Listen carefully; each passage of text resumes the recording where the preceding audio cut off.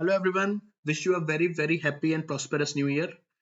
मेरा नाम है डॉक्टर चक्षु अग्रवाल। मैं एक सर्टिफाइड न्यूट्रिशनिस्ट हूँ और आज लेके आया हूँ एक बहुत ही इंटरेस्टिंग वीडियो हमारी सीरीज न्यूट्रिशन की सीरीज में, जिसका नाम है एबीसीडी ऑफ न्यूट्रिशन साइंस।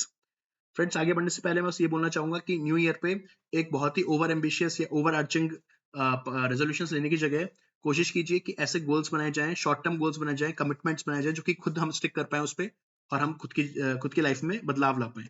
और उसी के आगे हमने करा है ये स्टार्ट इनिशिएटिव बदलाव फॉर अ हेल्दी लिविंग, यानी कि एक ट्रांसफॉर्मेशन जर्नी खुद के लिए, हम सबके लिए, ताकि हम अपने जो भी गोल हमारा है उसकी तरफ आगे बढ़ पाए एक हेल्दी तरीके से, राइट। और फ्रेंड, इसलिए हमने व्हाट्सएप पे एक ग्रुप बनाया हुआ है जिसपे लोग अभी भी बहुत सारे जो लोग जुड़ रहे हैं और बहुत सारे लोग जुड़ चुके हैं, राइट। उस पे लोग पिक्चर शेयर करते हैं अपने मील्स की और उस हर मील्स पे उनको एडवाइस मिलती है सर्टिफाइड न्यूट्रिशनिस्ट के थ्रू। मेरे अलावा और भी लोग हैं और उसमें बताते हैं कि कार्बोहाइड्रेट्स प्रॉपर है कि नहीं, प्रोटीन्स, फैट, सबका पूरा बैलेंस डाइट है कि नहीं। तो मेरी आपसे ये रहेगी रिक्वेस्ट, प्लीज ज्वाइन कीजिए फॉर खुद की लाइफ को इंप्रूव करने के लिए, हेल्दी लिविंग के लिए जरूर इस ग्रुप को ज्वाइन कीजिएगा।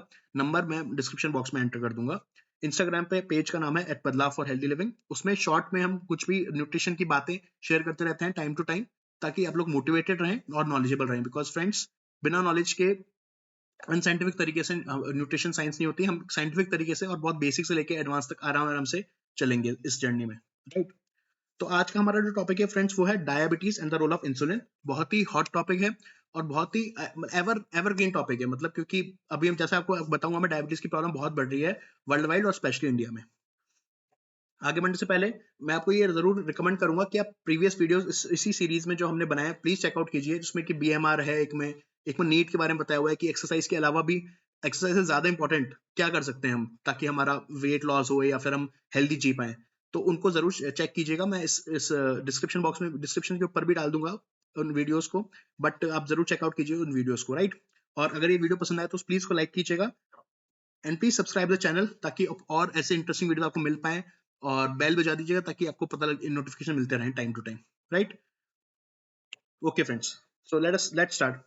तो डायबिटीज, जैसे मैंने बताया, प्रेवलेंस बहुत ज्यादा बढ़ रही है वर्ल्ड वाइड और इंडिया में स्पेशली ज्यादा बढ़ रही है। जैसे कि आप देख पा रहे हैं 2019 का डेटा है, 77 मिलियन पीपल इंडिया में डायग्नोज हुए डायबिटीज से, राइट। जिसमें कि मेजरली 20 to 80 ईयर्स की पॉपुलेशन है। और ये 2030 में, मतलब सिर्फ 11 साल में, इसको एक्सपेक्टेड है कि 100 मिलियन से ऊपर हो जाएगी, जो कि बहुत बड़ा नंबर है फ्रेंड्स, राइट। तो और ये सिर्फ ये वो चीज है जो डायग्नोस हुई है, यानी कि ऐसे कई केसेस हैं।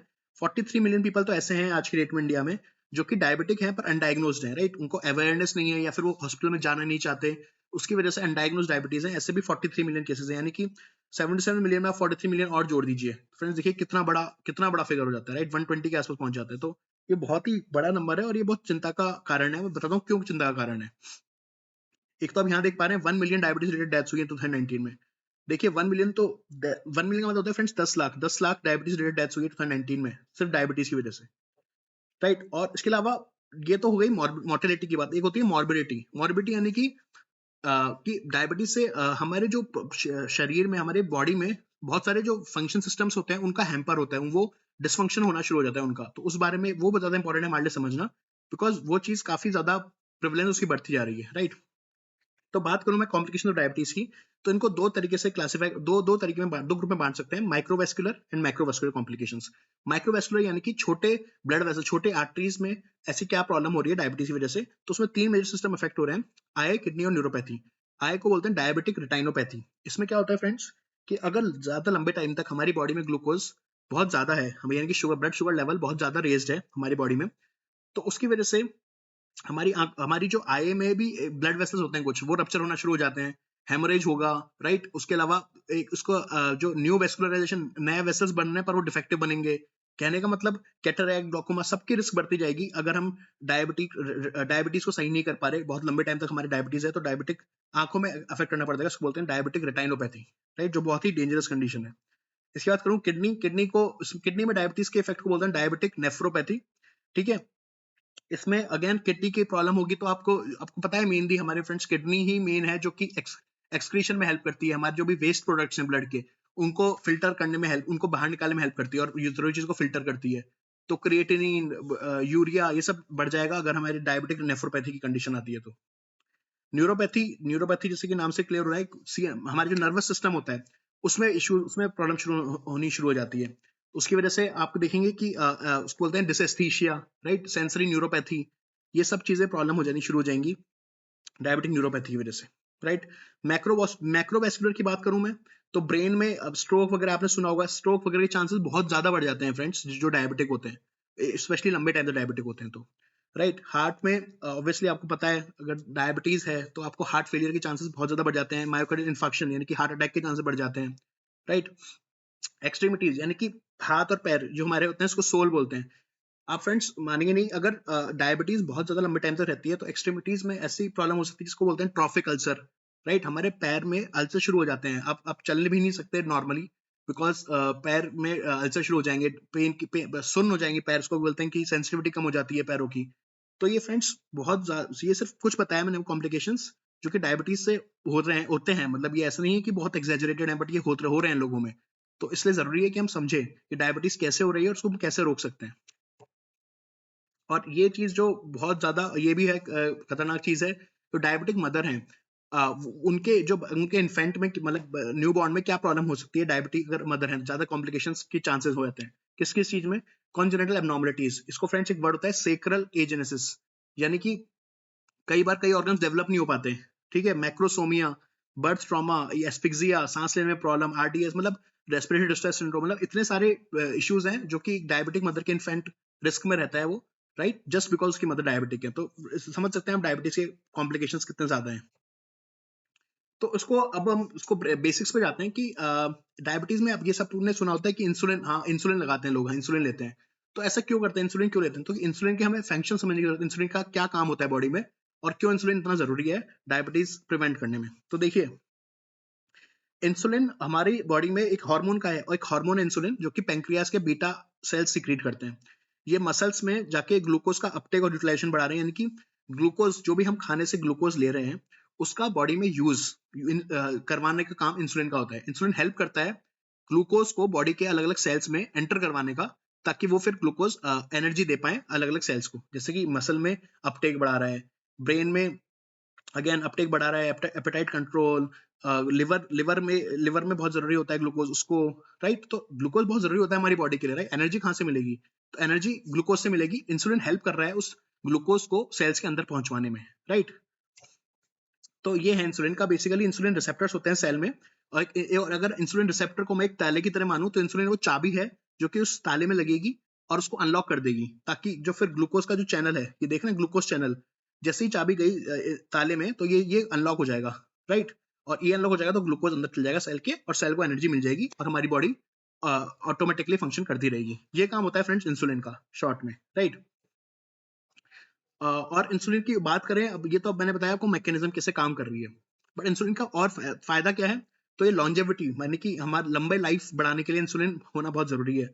ब्लड ग्लूकोज को रेगुलेट कर रही है, राइट, ज्यादा नहीं हो कम नहीं हो, बिकॉज अगर ब्लड ग्लूकोज ज्यादा होगा तो ये चाबी यहाँ पे लगेगी नहीं, राइट। तो उससे फिर ग्लूकोज अंदर नहीं जाएगा, तो सेल को एक्सेस ग्लूकोज नहीं होगा, तो ये सही रहेगा, right. Lipid metabolism, fat metabolism, inflammation, appetite regulation, भूख वगैरह का भी जो है हार्मोन्स, उसमें भी इंसुलिन का रोल है, राइट। और बॉडी कंपोजिशन, तो बेसिकली इंसुलिन ऑलमोस्ट हर बॉडी सिस्टम पे, ओवरऑल बॉडी पे बहुत ज्यादा इफेक्ट डाल रही है अपना, एक बहुत ही पॉजिटिव हार्मोन है। अब इंसुलिन सेंसिटिविटी एक वर्ड होता है, इंसुलिन सेंसिटिविटी का मतलब क्या होता है फ्रेंड्स, कि हमारे जो सेल्स हैं बॉडी के, वो कितना रिस्पॉन्ड कर रहे हैं इंसुलिन को, वो कितने इंसुलिन से प्रभावित हो रहे हैं, राइट। तो अगर आप देखेंगे कि लो एनर्जी स्टेटस है हमारा, यानी कि हम नॉर्मल खा रहे हैं या फिर कम खा रहे हैं, कैलोरी को एक मेंटेन करके खा रहे हैं, अपनी डाइट बैलेंस डाइट खा रहे हैं, तो इंसुलिन सेंसिटिविटी बढ़ जाती है, यानी कि सेल्स अपने आप रिस्पॉन्ड करेंगे इंसुलिन को, और जो मैंने आपको वो बताया ताला चाबी वाला सीन, तो इंसुलिन आराम से हेल्प कर पाएगी ग्लूकोज को सेल्स के अंदर पहुंचाने में। पर अगर वही हम हायर एनर्जी स्टेटस में अगर पहुंच जाते हैं, यानी कि सेडेंटरी लाइफस्टाइल सॉरी, यानी कि ज्यादा एक्सरसाइज नहीं करते, ये देखिए फ्राइड फूड खा रहे हैं, राइट, केक, कोल्ड ड्रिंक, ये सब चीजें खाएंगे, तो हमारी इंसुलिन सेंसिटिविटी कम हो जाती है, जिसकी वजह से हमारा इंसुलिन रेजिस्टेंस बढ़ जाएगा, राइट। तो मैं अभी आपको बताऊंगा इंसुलिन रेजिस्टेंस बढ़ने से क्या होगा, बट उससे पहले एक और चीज बात करेंगे कि 3 डिफरेंट टाइप्स की इंसुलिन सेंसिटिविटी होती है। एक तो पेरिफेरल इंसुलिन सेंसिटिविटी, मतलब हमें 3 जगह पे मेजरली चाहिए इंसुलिन सेंसिटिविटी, इंसुलिन का सेंसिटिव होना। क्या? एक तो पेरिफेरल, यानी कि कुछ भी बॉडी में जो भी ऑर्गन्स हैं, मसल्स हैं, इन सब में इंसुलिन को रिस्पॉन्ड करने चाहिए ताकि ग्लूकोज का यूटिलाइजेशन हो पाए। दूसरा हेपेटिक इंसुलिन सेंसिटिविटी, यानी कि लिवर, मैंने बताया लिवर बहुत इंपॉर्टेंट रोल प्ले करता है ग्लूकोज मेटाबॉलिज्म में। तो अगर इंसुलिन हमारा लिवर इंसुलिन के लिए सेंसिटिव है तो इंसुलिन अपना काम एकदम अच्छे से कर पाएगा और ग्लूकोज अच्छे से रेगुलेट हो पाएगा बॉडी में। इसी तरह पैंक्रियाज की भी इंसुलिन सेंसिटिविटी रिक्वायर्ड है। तो ये 3 इंसुलिन सेंसिटिविटी जनरली डिफाइंड होती है 3 डिफरेंट टाइप्स की। अब मैं जिससे बात कर रहा था कि इसके अपोजिट चल जाएं, अगर हम इंसुलिन सेंसिटिविटी की जगह इंसुलिन रेजिस्टेंस हो जाए तो क्या प्रॉब्लम? देखिए, इंसुलिन रेजिस्टेंस को पहले तो समझना जरूरी है कि होता क्या है इंसुलिन रेजिस्टेंस। देखिए, a condition in which the body's cells become less responsive or less sensitive to the effects of insulin, a hormone produced by the pancreas।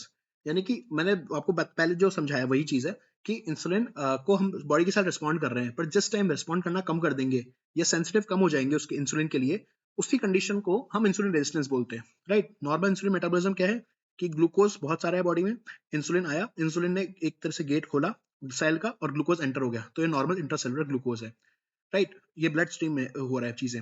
Insulin resistance की कंडीशन में क्या हुआ कि ग्लूकोज तो खूब सारा है पर इंसुलिन इस गेट को खोल नहीं पा रहा, यानी कि सेल ने रेजिस्ट करना शुरू कर दिया इंसुलिन को, वो रिस्पॉन्ड नहीं कर रहा इसको, यानी कि जो ताला है वो ताले की शेप चेंज हो गई कि अब चाबी उसमें फिट नहीं हो रही। तो इंसुलिन वाली जो चाबी है वो सेल वाला जो ताला है उसमें फिट नहीं हो पा रही, तो इसका मतलब है कि इंसुलिन को रिस्पॉन्ड नहीं कर रहा सेल, राइट। तो ग्लूकोज भी सेल में बहुत कम हो जाएगा, लो इंटरसेलुलर ग्लूकोज। तो आप इसको एक तरह से ये मान सकते हैं कि ये तो बड़ी एनोमली सी है कि ग्लूकोज तो खूब सारा है बॉडी में, वैसे देखिए ब्लड स्ट्रीम में तो खूब सारा ग्लूकोज है, आप देख रहे हैं येलो येलो खूब सारे ग्लूकोज हैं, येलो उसमें ग्लूकोज रिप्रेजेंट कर रहा है, बट सेल के अंदर ग्लूकोज बहुत कम है। और ग्लूकोज हमें पता है एनर्जी के लिए बहुत जरूरी है, सेल को अपने नॉर्मल फंक्शंस करने के लिए ग्लूकोज जरूरी होता है।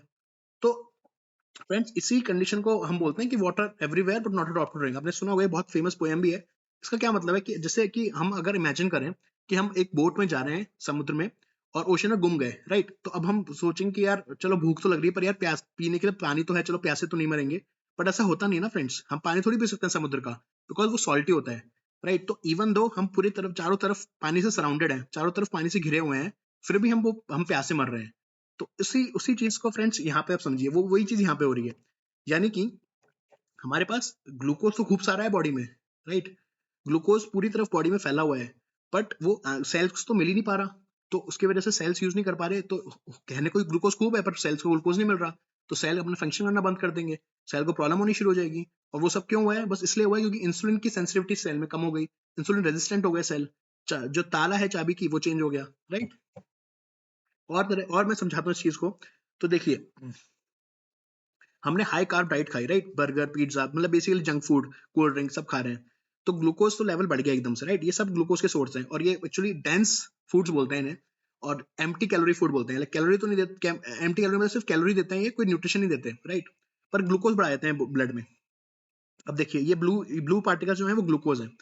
अब ग्लूकोज बढ़ा दिया ब्लड में, तो अब ऑब्वियसली बॉडी ये कर लेती है इसको डिटेक्ट, तो बॉडी क्या करेगी, फिर पैंक्रियास पे एक्ट करेगी और पैंक्रियास से बोलेगी कि इंसुलिन रिलीज करो। तो पैंक्रियास, जैसे मैंने बताया था, पैंक्रियास रिस्पॉन्सिबल है इंसुलिन रिलीज करने के लिए। पैंक्रियास से इंसुलिन आया बाहर ब्लड में, राइट, इंसुलिन ये ट्राइंगल।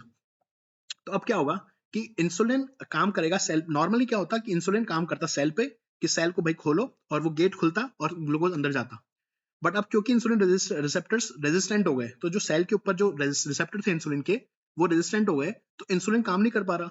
तो बॉडी को ये पता है कि ग्लूकोज बहुत ज्यादा है, तो बॉडी तो कंटिन्यूसली स्टिमुलेट कर रही है पैंक्रियास को, बार बार कह रही है कि हाँ रिलीज करो इंसुलिन, रिलीज करो, बट वो रिलीज बॉडी कर भी रही है, बट उसको कोई फायदा नहीं हो रहा, बिकॉज वो सेल खुल नहीं रहा, सेल के रिसेप्टर्स ओपन नहीं हो रहे, तो ग्लूकोज अंदर नहीं जा रहा। तो कहने का मतलब कैसी स्टेट आ जाएगी कि ब्लड में खूब सारा तो ग्लूकोज है, खूब सारा इंसुलिन है, पर फिर भी सेल के अंदर ना ग्लूकोज है ना इंसुलिन से वो कनेक्ट कर पा रहे हैं। तो उसकी वजह से क्या होंगे, सेल्फ स्टार्व होंगे, तो हमें भूख लगेगी, राइट।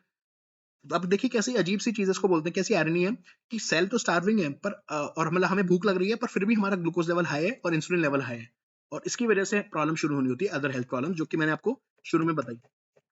ये जो सारी इश्यूज थे ये पूरे इसी वजह से हैं, क्योंकि हमारे सेल, हमें भूख लग रही है जबकि हमारा ब्लड ग्लूकोज लेवल बहुत ज्यादा है, इवन ब्लड इंसुलिन लेवल भी ज्यादा है, जो कि पूरा मैंने आपको समझाया फ्रेंड्स, क्लियर है एकदम। अगर कुछ भी आपको इसमें डाउट हो, आप प्लीज कमेंट कर सकते हैं कमेंट बॉक्स में, मैं इसको और भी हेल्प कर दूंगा आपकी समझाने में, राइट। ये बेसिक पैथोफिजियोलॉजी है इंसुलिन डायबिटीज मेलेटस की, राइट। अच्छा फ्रेंड्स ध्यान रखना, ये डायबिटीज टाइप 2 की बात कर रहा हूं मैं। टाइप 1 में क्या होता है कि इंसुलिन पैंक्रियास का जो पार्ट सीक्रेट करता है इंसुलिन, वो डिफेक्टिव हो जाता है, तो इंसुलिन सीक्रेट ही नहीं हो पाता। तो उस केस में इंसुलिन की कमी हो जाती है बॉडी में, राइट। तो वो चीज अलग है। ये टाइप 2 डायबिटीज है जो कि मोस्ट कॉमन है और हेरिडिटरी होती है, फैमिलियल होती है, राइट। ठीक है, तो इसी चीज को यहाँ पे भी बताया है। वही हाई कार्ब डाइट खाई आपने तो ऑब्वियसली ग्लूकोज लेवल एकदम बढ़ेगा ब्लड में, तो इंसुलिन की डिमांड बढ़ेगी, बॉडी डिटेक्ट कर लेगी शुगर को यानी कि ग्लूकोज को, तो पैंक्रियास को बोलेगी भाई रिलीज करो इंसुलिन। बट सेल्स अब एक्सेप्ट ही नहीं कर रहे इंसुलिन को, सेल्स रेजिस्टेंट हो चुके हैं इंसुलिन के लिए। तो सेल तो स्टार्व कर रहे हैं और शुगर बढ़ी जा रही है हमारी, शुगर बन जाती है फैट में, और उसकी वजह से हमें भूख और वगैरह भी लग रही है। तो आप टायर्ड फील करेंगे, हंग्री फील करेंगे ना, आपके पास एनर्जी होगी एक्सरसाइज की, और आपको लगेगा कि मेरा वेट भी बढ़ता जा रहा है। तो सारी प्रॉब्लम्स ऐसे हो जाती हैं इसमें। अब ये क्वेश्चन आता है कि ठीक है, मैंने बताया कि इंसुलिन रेजिस्टेंस हो रहा है और ये इंसुलिन रेजिस्टेंस का मतलब है, पर इंसुलिन रेजिस्टेंस हुआ क्यों, right? What is the reason for insulin resistance? तो इसका बेसिकली बहुत सारे रीजंस हैं। देखिए, आप देख सकते हैं genetics, medication, hormonal, age, chronic inflammation, obesity, poor diet, physical inactivity, sleep deprivation और स्ट्रेस। अब पर ना फ्रेंड्स, मैं इसमें बेसिक बस आपको बता रहा हूँ ये चीज। अब मैं आपको बताता हूँ कि अब देखिए बहुत सारी ऐसी चीजें हैं जो हमारे हमारे कंट्रोल में नहीं होती, हमारे वश में नहीं है, जैसे कि जेनेटिक्स।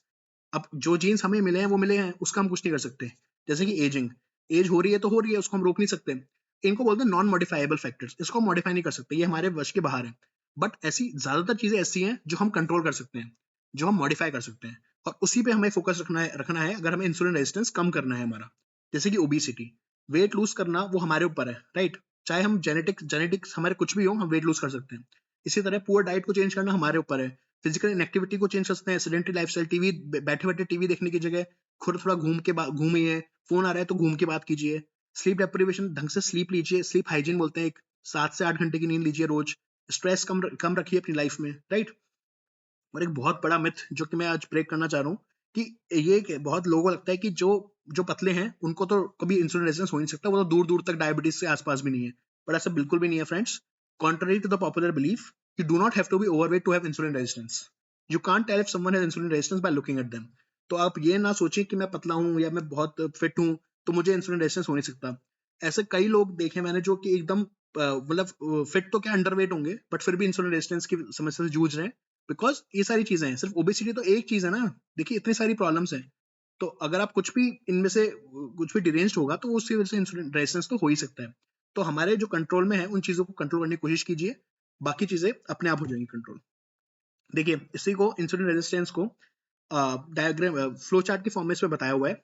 स्ट्रोक की प्रॉब्लम बढ़ जाती है। एथेरोस्क्लेरोसिस मतलब फ्रेंड्स, आपने मायोकार्डियल इन्फार्क्शन नाम सुना होगा, उसको हार्ट अटैक बोलते हैं कॉमन भाषा में। वो होता है क्योंकि जो हमारा ग्लूकोज, जो हमारी ब्लड वेसल्स होती हैं जो कि हार्ट पे जा रही हैं, वो सकड़ी हो जाती है, वो पतली हो जाती है, उनमें डिपोजिशन हो जाता है फैट उनकी वॉल्स में। तो उसकी वजह से ब्लड कम जा पाता है हार्ट को, हार्ट में ब्लड कम जा पाएगा तो हार्ट ढंग से काम नहीं कर पाएगा। तो उसकी वजह से स्कीमिया हो जाता है, और उसको ही बोलते हैं मायोकार्डियल स्कीमिया, हार्ट अटैक। तो एथेरोस्क्लेरोसिस या हार्ट अटैक की जो प्रॉब्लम है वो इंसुलिन रेजिस्टेंस ही उसका one of the major reason है। क्रॉनिक किडनी डिजीज हम डिस्कस किया, right. Obesity, fatty liver disease, obesity से डायबिटीज हो भी रही है और डायबिटीज से भी ओबेसिटी हो रही है, राइट। दोनों चीजें हमने समझाई। डायबिटीज से ओबेसिटी मैंने बताया था कि आपको भूख लगती जाएगी क्योंकि सेल्स हंग्री हैं, और फिर भी पर जबकि आपका ग्लूकोज लेवल बहुत हाई है बॉडी का, तो वो दोनों चीजें, राइट, एक दूसरे को करती रहेंगी एक्सेलरेट।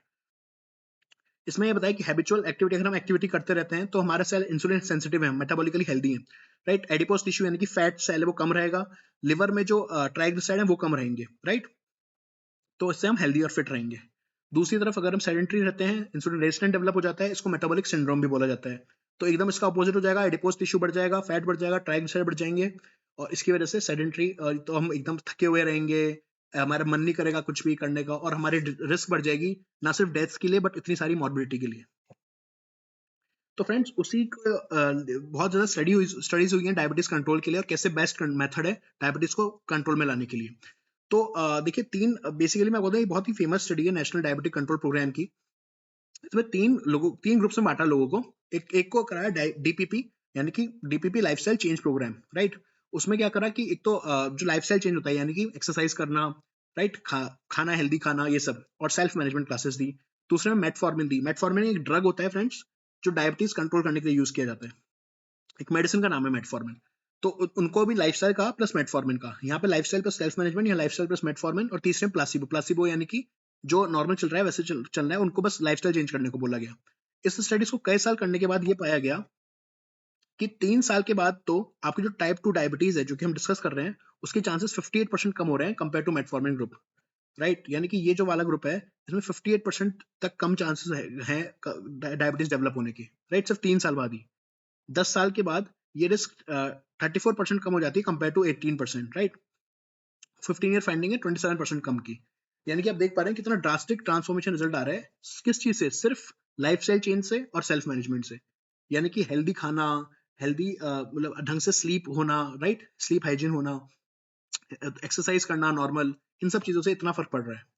एक और स्टडी है, इसमें ये पाया गया है कि अगर हम डायबिटीज अगर हम रेगुलर एक्सरसाइज वगैरह करते हैं तो हमारी जो मीडियन डिले डायबिटीज में जो ऑनसेट है वो 4 साल तक पीछे हो जाता है, राइट। कार्डियोवैस्कुलर इवेंट यानी कि हार्ट अटैक वगैरह की रिस्क बहुत कम हो जाती है और लाइफ एक्सपेक्टेंसी बढ़ जाती है करीब 1.5 साल, राइट। तो ये बहुत ही सिग्निफिकेंट फिगर है।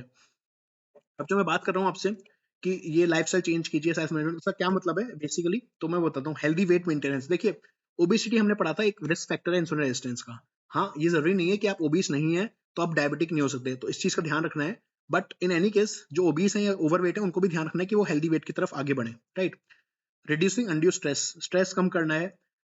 एक्सेस कार्बोहाइड्रेट्स नहीं खाने, और फ्रेंड्स कार्बोहाइड्रेट्स खाने भी है तो कॉम्प्लेक्स कार्बोहाइड्रेट्स खाने हैं, जो कि हम बार बार इस प्रोग्राम में भी फोकस करते रहते हैं, राइट। जो हम डाइट लोग भेजते हैं कई बार, तो हम ये भी बताते हैं कि ये कार्बोहाइड्रेट मोनोसेक्राइड है, ये मत खाइए, हमको कॉम्प्लेक्स कार्बोहाइड्रेट्स खाने हैं। रेगुलर फिजिकल एक्सरसाइज कीजिए, बहुत ज्यादा आपको मैराथन भागने के लिए नहीं करना, एक नॉर्मल एक्सरसाइज कीजिए ताकि अपने एटलीस्ट 8 to 10,000 से भी जो भी कर रहे हैं स्टार्टिंग में थोड़ा चलिए, right. Keep walking, maintaining a calorie deficit, right. जितना आप कैलोरी हमें चाहिए उससे थोड़ा सा अगर कम खाएंगे हम तो उसको कैलोरी डेफिसिट बोलते हैं, उससे वेट लूज भी होता है और हम लॉन्गेविटी भी बढ़ती है, राइट। वही चीज मैंने बताई हुई, एडिक्वेट स्लीप, रिड्यूस स्ट्रेस, ईट मोर सोल्यूबल फाइबर, फाइबर खाइए, राइट। लो कार्ब डाइट्स, हमेशा low carb fruits, veggies, spices, इनको इंक्लूड करिए अपने खाने में, अपने आप भूख कम लगेगी। आप सलाद खाएंगे ज्यादा तो अपने आप रोटी कम खाएंगे, आप प्रोटीन लेंगे तो अपने आप फैट्स कम खाएंगे, right. Drink green tea, consider supplements. Protein लीजिए, मैं बताता हूँ ऑल प्लांट प्रोटीन, आपको बताया है कई बार मैंने, बिकॉज वो हेल्प करता है हमारे बॉडी को, हमारी बॉडी की प्रोटीन रिक्वायरमेंट पूरी करने में, प्लस हमें भूख कम लगती है बाकी जंक फूड खाने के, राइट। तो इसमें बताया कि बेसिकली ओवर न्यूट्रिशन यानी कि ज्यादा खाना, जंक फूड खाना, गलत खाना, सेडेंटरी लाइफस्टाइल, जेनेटिक्स, इन सब की वजह से क्या होता है, पैंक्रियाज में बीटा सेल फंक्शन कम होता है। बीटा सेल जो कि पैंक्रियाज में होते हैं, ये रिलीज करते हैं इंसुलिन, तो इनका फंक्शन कम हो जाता है। तो बेसिकली ये सब हमारे लिए हार्मफुल है क्योंकि इंसुलिन कम कर देते हैं ये। और अगर हम कैलोरी रेस्ट्रिक्शन में जाए वहीं, तो हमारे मसल और लिवर पॉजिटिवली रिस्पॉन्ड करते हैं, राइट। हमारा ग्लूकोनियोजेनेसिस यानी कि ग्लूकोज का जो बनना है वो कम हो जाता है, राइट। तो इन सब से रिड्यूस ग्लाइसीमिया यानी कि ग्लूकोज हमारी जो ब्लड में वो लेवल कम हो जाएगा, एक्सेस नहीं होगा। और फ्रेंड्स वो एक बहुत ही फेमस कहावत है, हेल्थ इज वेल्थ। तो हेल्थ इज वेल्थ का बेसिक आप देखेंगे तो ये प्रूव करती है ये चीज। अगर हम 1% कम करते हैं हमारा HbA1c, एक HbA1c एक स्कोर होता है जो कि ब्लड ग्लूकोज के साथ साथ हमें कराना चाहिए चेकअप के लिए, जो कि हेल्प करता है हमें डिटरमाइन करने के लिए कि डायबिटीज की रिस्क है कि नहीं, और है तो कितनी है। तो अगर हम 1% भी HbA1c कम करते हैं हमारा, तो आप देखेंगे स्ट्रोक की रिस्क 12% तक कम हो जाती है, राइट। स्ट्रोक फ्रेंड्स मैंने बताया ब्रेन में प्रॉब्लम होती है, उसको बोलते हैं स्ट्रोक, राइट। ब्रेन में हेमरेज जो आता है उसको स्ट्रोक बोलते हैं। तो 12% रिस्क हो जाती है और उसकी सेविंग्स करीब 80,000 रुपीज एस्टिमेट की गई है। इस्केमिक हार्ट डिजीज यानी कि हार्ट अटैक 16% रिस्क कम, 1.15 लाख। इसी तरह एम्पुटेशन, फ्रेंड्स आपको पता है मैंने बताया कि पैर को भी इफेक्ट करता है डायबिटीज, नर्वस सिस्टम को भी इफेक्ट कर रहा है, तो पैर काटने तक की नौबत आती है, इसको एम्पुटेशन बोलते हैं। उसकी रिस्क 43% कम हो रही है। आई डिजीज की 23%, आई हमको पता है कितनी प्रेशियस ऑर्गन है हमारा, राइट, वो 23% तक रिस्क कम हो जाती है। तो बेसिकली ये जो कॉस्ट है ये सिर्फ उसकी ट्रीटमेंट कॉस्ट नहीं है, ये डायरेक्ट कॉस्ट नहीं है, इनडायरेक्ट कॉस्ट भी है। हमारी जो लाइफस्टाइल है उसकी कैसे कॉस्ट करेंगे फ्रेंड्स, मतलब फिर भी मतलब जैसे कि हम सिर्फ मेडिसिन की कॉस्ट थोड़ी इफेक्ट हो रही है, हमारी मेंटल हेल्थ इफेक्ट हो रही है हमें इनमें से कुछ भी होता है तो, राइट। हम ज्यादा चल फिर नहीं पा रहे, हमारी जॉब वगैरह सब इफेक्ट हो रही है, लाइफ स्टाइल पूरी इफेक्ट हो रही है। तो उन सब का एस्टिमेटेड कॉस्ट की गई है, तो आप देख सकते हैं कितना फर्क पड़ता है सिर्फ 1% रिडक्शन करने से HbA1c। और वो ज्यादा डिफिकल्ट नहीं है, बस हम ये चीजें करें रेगुलरली, अपनी स्लीप मेंटेन करें, हेल्दी खाना खाएं, प्रोटीन को इंक्लूड करें अपनी डाइट में, लो कार्ब फ्रूट्स खाएं, सॉल्युबल फाइबर खाएं, ज्यादा स्ट्रेस कम करें, योगा मेडिटेशन कुछ भी कर सकते हैं आप। तो इन सब से हम पाएंगे कि हमारा कंट्रोल हो जाएगा। तो फ्रेंड्स अगेन मैं आप सबको इनवाइट करता हूँ और रिक्वेस्ट करता हूँ कि प्लीज अपने डाइट पे ध्यान दीजिए। न्यूट्रिशन साइंस समझना सिर्फ एक नॉलेज के हिसाब से जरूरी नहीं है, ये हमारी एक पूरी लाइफ ट्रांसफॉर्मेशन के लिए जरूरी है। तो मैं रिकमेंड करूंगा कि आप आज इस व्हाट्सएप ग्रुप को चेकआउट कीजिए, ज्वाइन नहीं करना तो मत कीजिए, बट एक बार जरूर चेकआउट कीजिए और अपना हेल्दी खाना स्टार्ट कीजिए, राइट। तो फ्रेंड्स और कोई रिक्वेस्ट हो आपकी स्पेसिफिक वीडियो की, कोई टॉपिक समझ नहीं आ रहा हो तो कमेंट बॉक्स में जरूर कमेंट कीजिएगा। Till then stay healthy, stay fit.